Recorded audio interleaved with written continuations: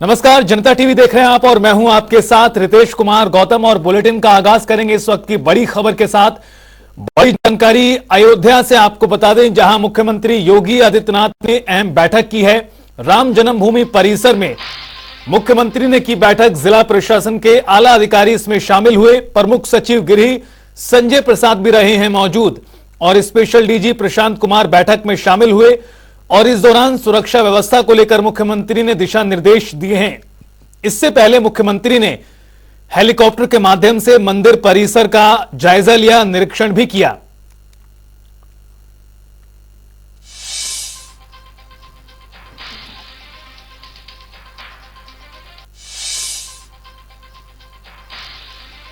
तो बड़ी खबर, अहम जानकारी। मुख्यमंत्री योगी आदित्यनाथ ने मंदिर परिसर में जिला प्रशासन के आला अधिकारियों के साथ महत्वपूर्ण बैठक की है, जिसमें सभी आला अफसर मौजूद रहे हैं।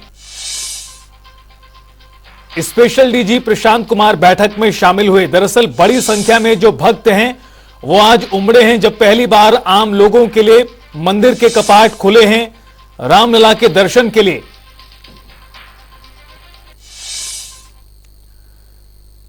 तो वहीं अयोध्या में रामलला की प्राण प्रतिष्ठा के बाद आज दर्शन का पहला दिन रहा। मंदिर को आम लोगों के लिए खोल दिया गया है। आज सुबह से ही दर्शन के लिए श्रद्धालुओं की भारी भीड़ उमड़ी, जिसे नियंत्रित करने के लिए रामलला परिसर में पुलिस के साथ आरएएफ कमांडोज को भी तैनात किया गया है। में यूपी पुलिस के जवानों ने और अधिकारियों ने बहुत जीतोड़ मेहनत की और उन्होंने इसको सफल बनाया और इसकी भूरी भूरी प्रशंसा सभी लोगों द्वारा की गई है। अब इस आगे दर्शनार्थी ज़्यादा आने की संभावना है, तो उसके लिए हम लोग नई व्यवस्था बना रहे हैं कि कैसे अंदर जाएंगे और होल्डिंग एरिया में कैसे रुकेंगे और फिर दर्शन करके किस रास्ते से बाहर निकलेंगे। इसलिए किया जा रहा है कि ताकि एक साथ अगर श्रद्धालु आ जाते हैं, अगर मान लीजिए एक साथ 50,000 लोग आ जाएंगे तो स्वाभाविक है कि वो थोड़े थोड़े करके अंदर जाएंगे। तो इसलिए उसके लिए व्यवस्था बनाई गई है कि एक लाइन लगाई जाए, लाइन बनाई जाए, जो धीरे धीरे लोग प्रवेश करें, प्रवेश करके अपना बाहर निकलते जाएं, ताकि बहुत इंतज़ार ना करना पड़े और जो एंट्री पॉइंट है वहाँ पे बहुत प्रेशर ना हो। और अंदर जहाँ जहाँ अलग अलग जो अंदर पॉइंट्स हैं दर्शन के लिए जाते हैं, तो उन बिंदुओं पे बहुत ज़्यादा प्रेशर ना क्रिएट हो जाए, बहुत भीड़ ना आ जाए। लोग उतावले हो जाते हैं कि भाई हम मतलब अगर बहुत सारे लोग एक जगह खड़े हो जाएंगे तो स्वाभाविक है कि उनका एक साथ जाना संभव नहीं है, एक एक दो दो करके ही जाएंगे।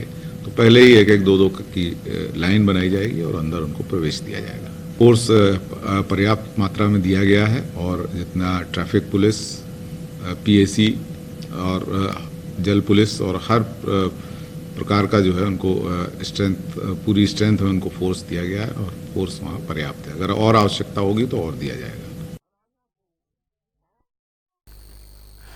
राम की नगरी अयोध्या ने रामलला की प्राण प्रतिष्ठा के साथ ही अपने इतिहास में एक नया अध्याय को जोड़ते हुए खुद के सुनहरे अक्षरों में अंकित कर लिया है। देखिए रिपोर्ट।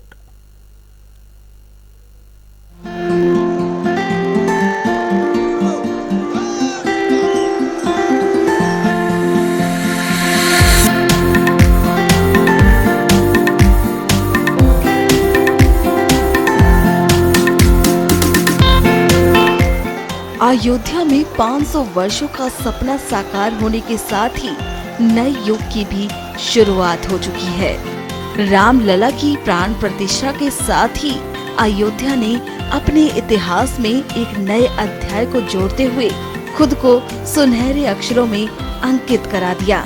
आज पहला दिन है जब सभी राम भक्त अपने आराध्य के साक्षात दर्शन कर पा रहे हैं। राम मंदिर में आज सुबह से ही भक्तों का तांता लगा है। इसी के साथ न केवल अयोध्या के राम मंदिर बल्कि हनुमानगढ़ी में भी भक्तों की भीड़ देखने को मिल रही है। लेकिन इस भीड़ में ये भक्त सभी के आकर्षण का केंद्र बना हुआ है। कारण है इनके शरीर पर दिख रही आस्था की अलग और अनोखी झलक। इस अनोखे राम भक्त का नाम मयंक है और ये मुंबई से संबंध रखते हैं। मयंक बताते हैं कि इस टैटू को बनवाने का मकसद नई पीढ़ी को सनातन धर्म के प्रति जागरूक करना है। धन्य हो गया जीवन यहाँ पर आकर। अभी राम मंदिर जाएंगे, अभी हनुमानगढ़ी हो गया, अभी राम मंदिर जाएंगे। 18 तारीख से आया हूँ, बहुत खुशी से उत्साह से हर एक कोशिश कर रहा हूँ जाने की। आज मिला है मौका, आज सरकार ने द्वार खोल दिया, जा रहे हैं। आज एक संदेश देना चाहता हूँ युवा को कि जैसे युवा मैं भी हूँ और बढ़ रहा हूँ, सनातन धर्म की ओर बढ़ रहा हूँ और हिंदुओं की जैसे हिंदुओं का मैं प्रचार कर रहा हूँ, तो यही मैं चाहता हूँ मेरे जैसे और युवा जुड़े मेरे साथ में, अपने धर्म को लेकर के आगे चढ़े, सनातन धर्म को लेकर के आगे चढ़े और नाम रोशन करे अपने धर्म का। बता दें कि बीती 22 जनवरी को राम भक्तों का 500 सालों का इंतजार खत्म हुआ। गली मोहल्लों चौक चौराहों पर भक्तों की टोलियां राम भजन करते, नाचते, ढोल नगाड़े के साथ राम भक्ति में लीन नजर आए। पूरा देश भगवान राम की प्राण प्रतिष्ठा के साथ ही राममय हो चुका है। क्या बच्चे क्या बूढ़े सभी हाथ में रामलला का ध्वज लिए श्री राम के नारे लगा रहे हैं। ऐसे में अयोध्या नगरी की भव्यता और दिव्यता देखते ही बन रही है।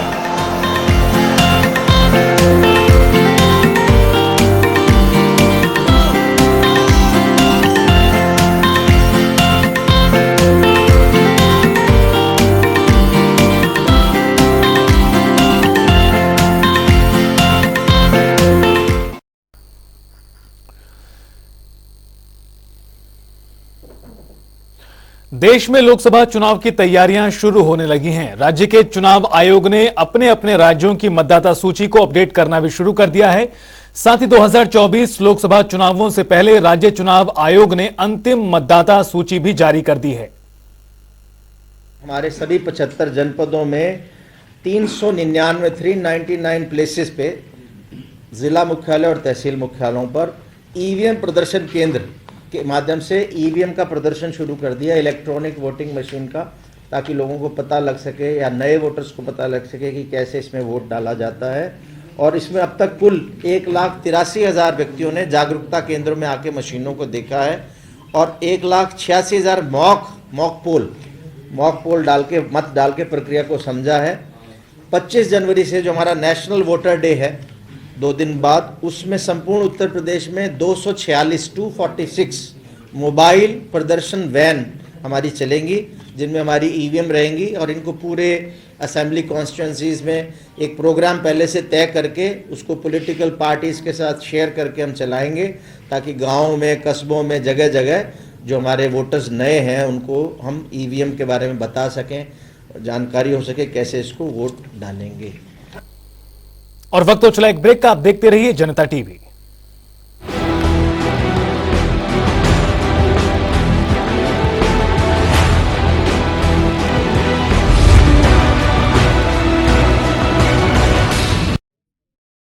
हो गया आज झूठ से सामना? कौन सा झूठ? जो इतने सालों से आपके झूठ पेस्ट ने ओरल केयर के बारे में बताया है। तो फिर सच क्या है? ट्रूथ पेस्ट, पतंजलि दंत कांति, आयुर्वेद और साइंस ने मिलकर बनाया है इसे। इसकी 16 जड़ी बूटियों से मिले आपके दांतों और मसूड़ों को कंप्लीट ओरल हेल्थ का सच।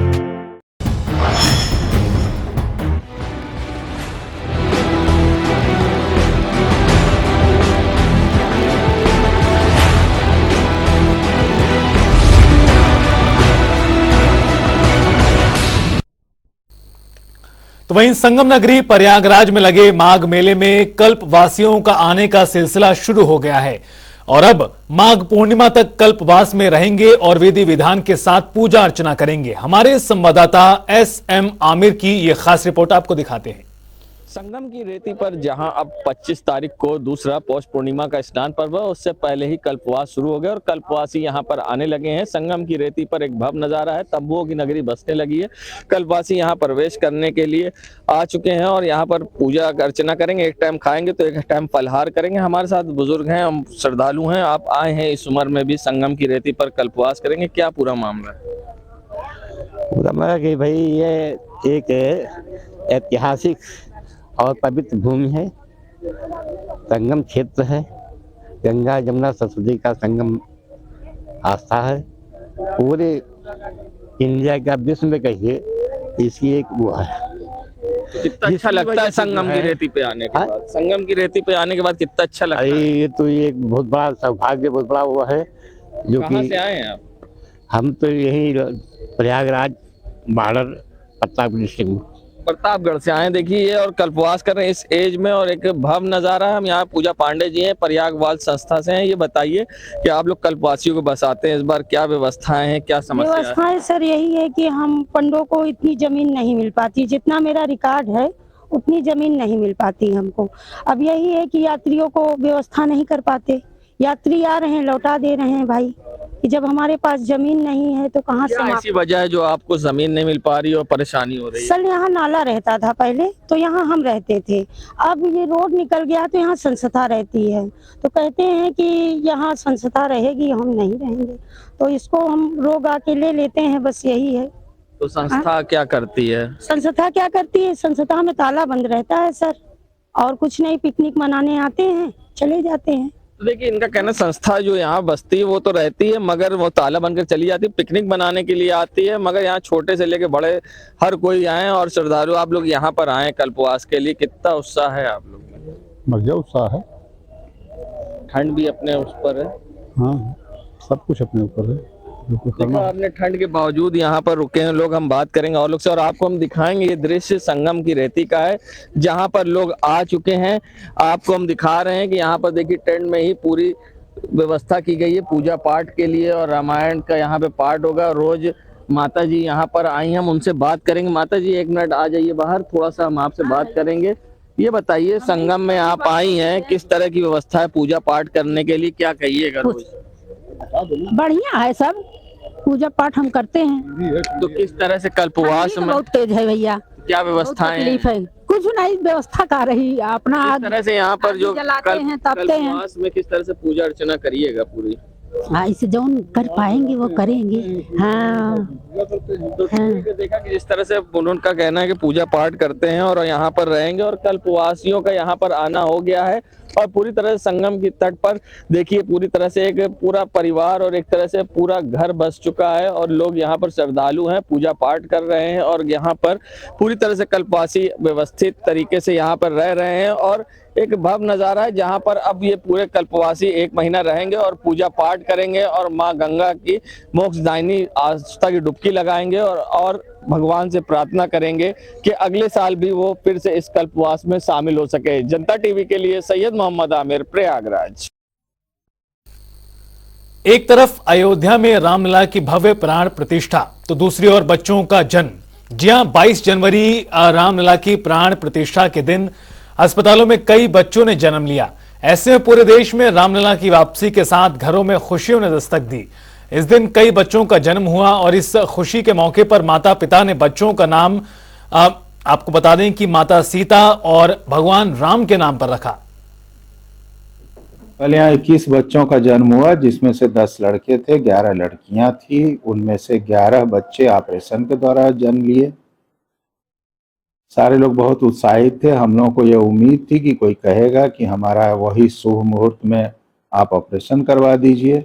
हालांकि मेरे संज्ञान तक ऐसी कोई बात आई नहीं, लेकिन ये था कि उत्साह बहुत अधिक था। हमारा परिसर भी राममय था, और ज़्यादातर लोगों ने यही इच्छा जताई है कि किसी न किसी तरह से भगवान श्री राम के नाम पर ही अथवा माता जानकी के नाम पर ही वो नामकरण करने की इच्छा रखते। बहुत खुशी है हम लोगों को कि पुत्र की प्राप्ति हुई है। मेरे घर राघव जी आए हैं, और इससे मतलब पूरा एक ऐतिहासिक, क्योंकि जिस तरह राम मंदिर का वो हुआ है उस तरह मेरे घर भी एक राम जी आए हैं।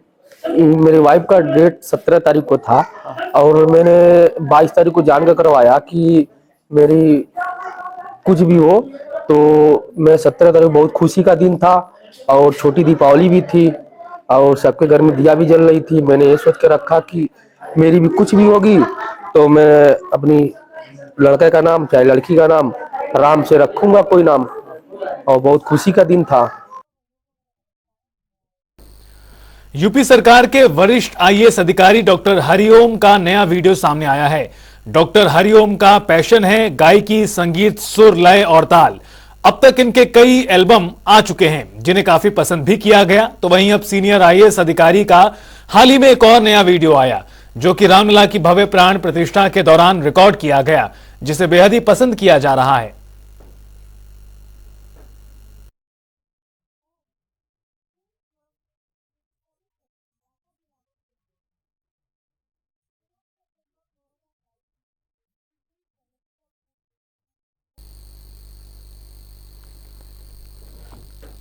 और चलिए रुख करते हैं ताबड़तोड़ खबरों का।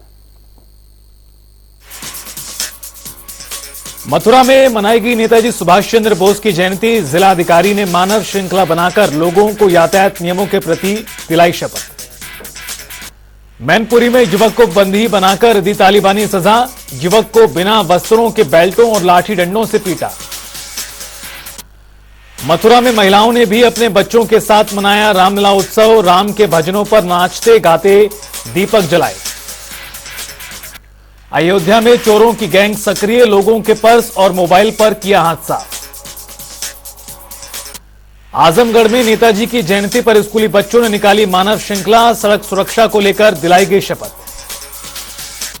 अयोध्या में श्रद्धालुओं की बड़ी भीड़। अयोध्या की सभी बस सेवाएं स्थगित। अयोध्या से आगे जाने वाले यात्रियों पर नहीं प्रतिबंध।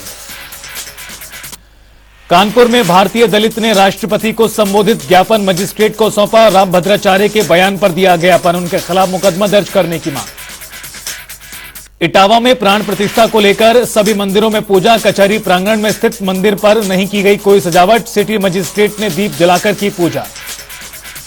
अलीगढ़ में कोहरे के चलते हादसा। स्कूल वैन और रोडवेज बस की भिड़ंत। राहगीरों ने घायल बच्चों को अस्पताल भर्ती कराया। फर्रुखाबाद में इटावा बरेली नेशनल हाईवे पर लगा भीषण जाम। बड़े वाहनों समेत कई एम्बुलेंस भी जाम में फंसी रही। बदायूं में नेताजी की जयंती पर छात्रों ने किया मानव श्रृंखला का आयोजन। बच्चों ने यातायात के प्रति शपथ भी ली। बहराइच में नेताजी सुभाष चंद्र बोस की जयंती के अवसर पर सड़क सुरक्षा कार्यक्रम का आयोजन। इंदिरा स्टेडियम में हुआ कार्यक्रम। मानव श्रृंखला बनाई गई। अमेठी में 3 दिवसीय किसान मेले का आयोजन। राज्य मंत्री और तिलोई विधायक ने किया उद्घाटन। मैनपुरी में मासूम का काली नदी में मिला शव। नदी के पास खेलने गया था मासूम। कानपुर में मकान में हुआ धमाका। छत गिरने से मलबे में दबे 4 से 5 लोग। क्षेत्रीय लोगों ने दबे लोगों को अस्पताल भर्ती कराया। आगरा में पुलिस ने गुमशुदा बच्ची को किया बरामद। 6 घंटे बच्ची को सकुशल परिजनों के हवाले किया गया।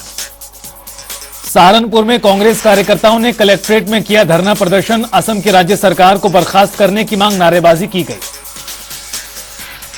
फिरोजाबाद पुलिस को सफलता। अवैध शस्त्र फैक्ट्री का भंडाफोड़। 4 अभियुक्तों समेत 6 तमंचे और शस्त्र बनाने के उपकरण कब्जे में लिए गए।